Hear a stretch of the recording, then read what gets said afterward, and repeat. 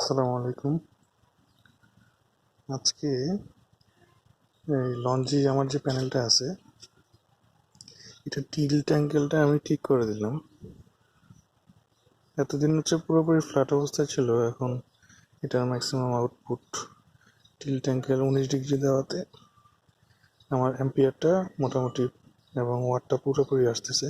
তো আমরা নিচে যেয়ে দেখি আসলে কত ওয়াট আসতেছে। আচ্ছা, এখন 243 ওয়াট নামতেছে। এইটা 250 ওয়াট হয়। আমি সর্বোচ্চ 255 অব্দি দেখছি। এতদিন টিল্ট অ্যাঙ্গেলটা ফ্ল্যাট ছিল, যে কারণে 230-35-এর মতো পাইতাম। এখন দেখতে পাচ্ছি 242 আছে। এখন ঘড়িতে সময় 12টা 33। ও আচ্ছা, এটা হলো আমি আমার যে ইনভার্টারের ইনপুট আছে, এখানে একটা টাইমার সুইচ দিছি।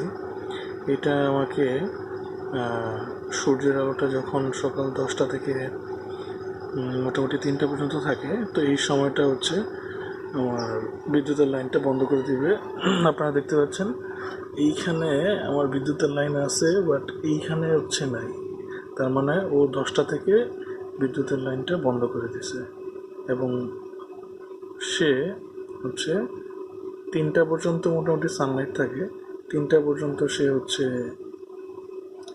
আমাকে এই সোলার থেকে আউটপুটটা দিবে। আমি এখানে চাইলে একটা চেঞ্জ ওভার ইউজ করতে পারতাম, বাট টাইমার সুইচটা বেটার মনে হয়েছে আর কি।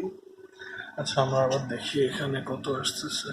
244, 46, 45,